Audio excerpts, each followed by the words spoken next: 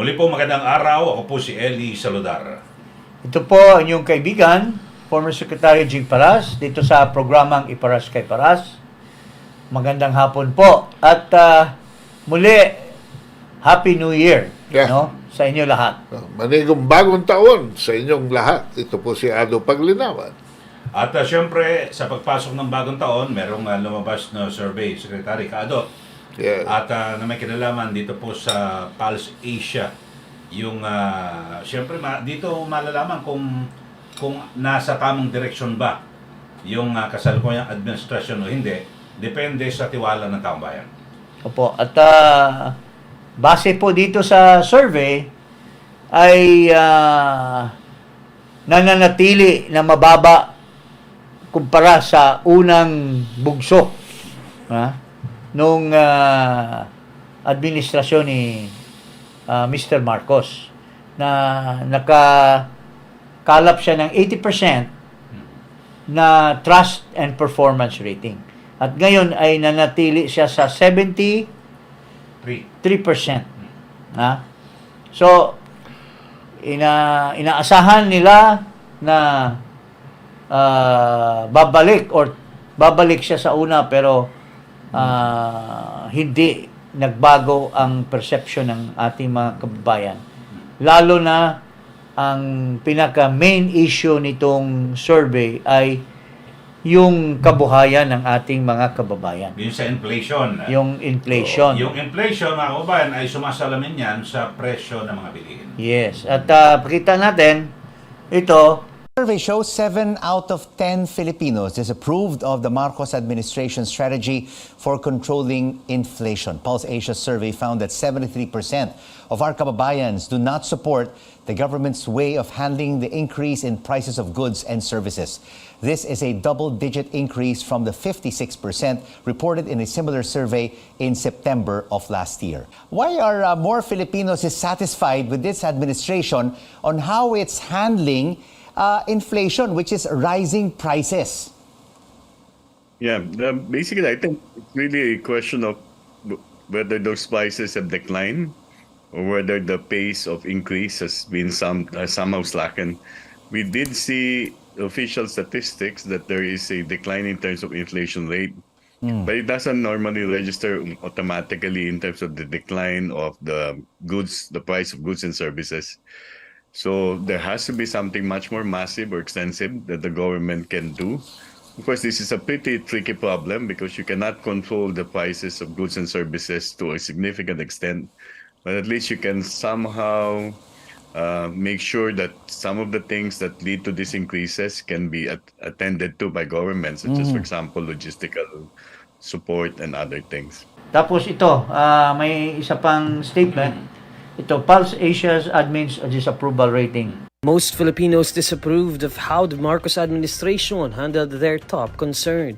According to a new Pulse Asia survey released on Monday, controlling inflation remains the number one national concern for Filipinos. As many as 72% of respondents listed it as one of their main worries as of December 2023. Only 9% of respondents approve of the government's efforts in addressing inflation, but 73% thumbed down its actions. According to Pulse Asia, controlling inflation is the only issue considered as urgent by most Filipinos out of 16 issues included in the survey. With due respect, no? Ito po ay hindi na kailangan. This is, when you talk of inflation, that's a highly technical terminology, no? Pero para sa ating mga mahihirap, sa ating mga hindi masyadong well-educated, yung inflation translates into the basic, things that's happening every day, which is pagkain.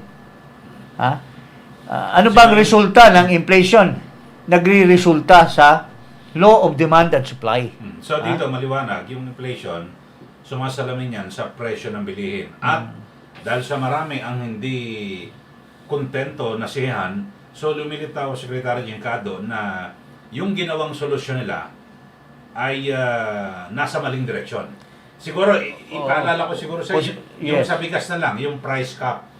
Di ba? Nilagyan nila ng parang yung presyo kung ganito lang Hindi mo magkano. pwedeng, Oo. hindi mo pwedeng hawakan ang kabayo. Ha? Hindi mo pwedeng pilitin ang kabayo na tumalon sa isang cliff. Ha?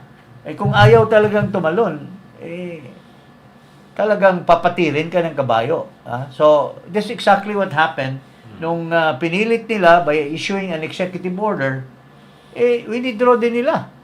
Why? Because mas lalong mapipinsala ang ekonomiya kung pipilitin mo. Because that will connect to other facets in the economy. So, base dito, ang numero unong issue ng taong bayan, hindi South China Sea, hindi yung kanyang pagkakalap daw ng mga investors, kundi ano ang ginagawa mo sa food security. Oh. So, paring Ado, ano masasabi mo? Well, collaterally dyan, dahil pinipilit nilang pagtakpan yan by showing a relatively high growth. Pero ito yung nagbabadya na yung pera ng Pilipinas ay umiikot lamang sa itaas, no? Sa macro level. Pero sa level ng mga taong bayan, mga ordinary citizen, no?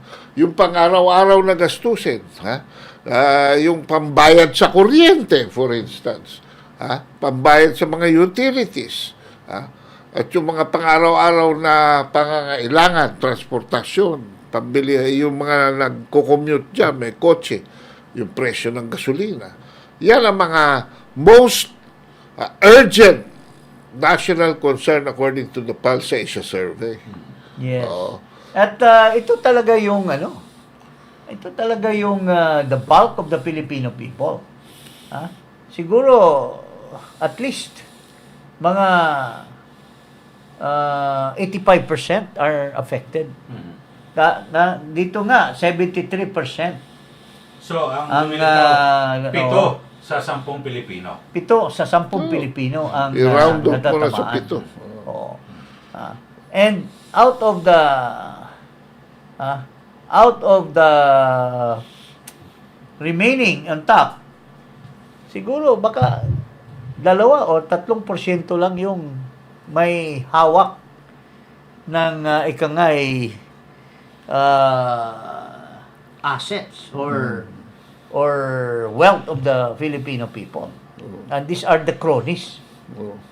At dyan niya, yan ang binigyan niya ng emphasis. No? Imbis na yung Yan sa ang mga ilalim. sinasama niya. Oo. Yan ang mga binibigyan niya ng tulad ni Rason. Behes loans, concessions, Ni Aboites, pinahiram pa ng 20 bilyones.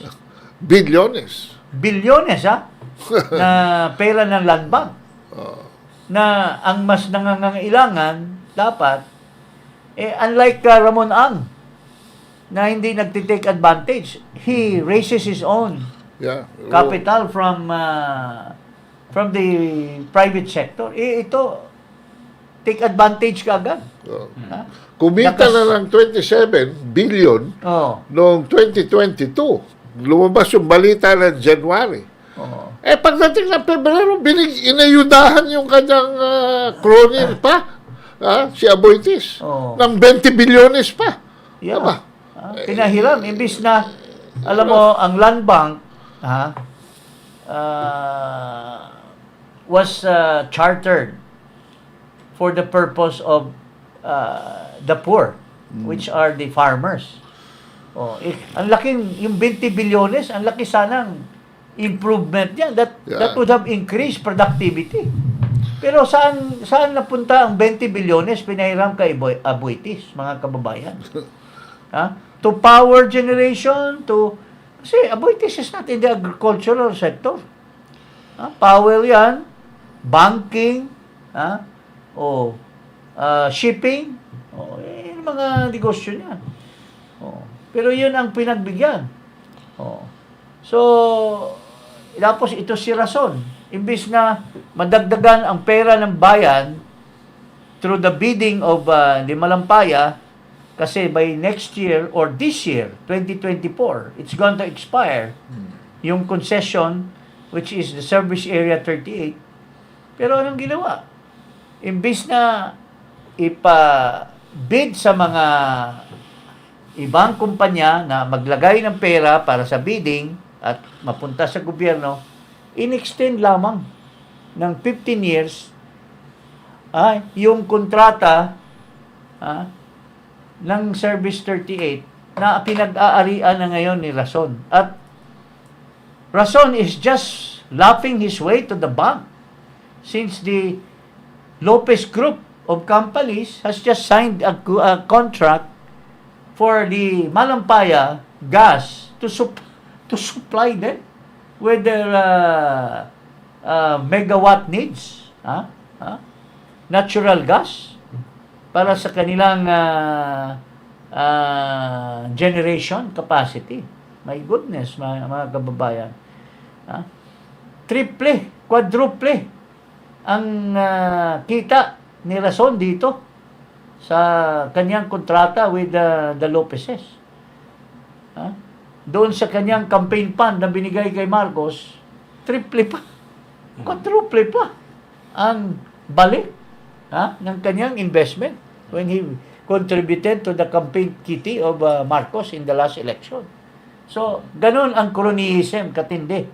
And going back to the survey, habang nagpa-party, panay travel, kaligayahan, nagdudusa po ang ating mga kababayan base dito sa survey ng Pulse Asia na 73% because of the inflation ay wala pong tamang kakainin ang ating mga kababayan. Wala pong tamang revenue or income ang mga kababayan na ibibili ng basic commodities, basic goods to sustain their life. So, yan po ang nangyayari. Pero dito sa kabilang banda naman, yung mga kahirapan ngayon, masusuklian ba ito? Kasi di ba napakarami ng biyahe ni Pangulong Marcos Jr. Yes. 1.4 billion yung travel fund. So, kasi may mga naunang binabanggit na press release na yung marami raw papasok na mga investment dito sa ating bansa at yung napakaraming job opportunities. Yeah. Mm-hmm. Pero mayroong si isang nakapanayam na hindi lang natin nasali dito. Si Stephen Coonying, tinanong po siya, ay wala daw basihan niyang it will translate to yung mga nakakalap na mga pledges because the investors are just being courteous. Courteous lang sila na, sige, titingnan namin, ito, baka kaya namin mag-ano ng 10 billion dyan, pero titingnan muna namin. Pangako lang. Pero pagdating dito, pag nakita na nila yung peace and order, nakita na nila yung public utilities, na yung ika nga ay bureaucracy An ease of doing business. is of doing business. Yung presyo ng kuryente. Atras. Atras. Kaya ito lahat, itong mga biyahe na yan, they are always for show. And in 2023, 700 billion plus ang kanyang travel. Hindi pa na satisfied. Ngayong 2024, ginawa pa 1.4 billion. Ito, test case lang ito. Magkano ang litro ng gasolina ngayon? Ngayon, depende. Nasa Ordinary. 55. 55. Alam mo sa Malaysia kung magkano? 24. Kasi may sila ron Yeah, but the point is, mababa ang kuryente ron. Saan pupunta ang investor? Dito o sa Malaysia? Siyempre, The cost of production, when the cost of production is low, Kasi Tapos, businessmen and investors want to make profit. Hindi They don't lang want to- Malaysia, Vietnam also is Ay, lalo another na. competitor. Indonesia. Sa ASEAN, tayo talaga ang kulelat when it comes to Foreign investment. site for investments. And ito pa, sinabi ni Kunying, next year, or in a year 2021. or two, Okay. dahil nagko-contract ang business ng BPO, Yeah. there will be so much unemployment. Yeah, Kasi I keep on hearing him say that. Lagi ko siya re-restrain, Magko-contract. magko-contract, ano ba tawag niyan, magtatanggalan ng mga workers. Kasi lumiit ang profitability ng mga kumpanya ngayon. At lumalakas ang Mag-retrench. lumalakas ang impluwensya ng artificial And intelligence. knowing that will happen, ano pang mangyari? Ito na nga, wala na nga unemployment as of now. What more? And ang matatamaan dyan are not really the real poor. Yeah. Ito yung mga college graduates who are dependent on kasi daw ang BPO natin dito is not the employment ng karamihan ng ating BPO is the lower end. Yung high end daw hindi naman mga Pilipinos ang na-hire. Yung atin, yung tagasagot lang, yung mga ganun, o marami yan. Pero kung mabawasan yan, pero yung high-end, hindi naman nababawasan. So, tayo ang matatamaan. So, these are freezing times, or pressing times, should I say, for our country. And with these issues going on the leadership, nakakatakot.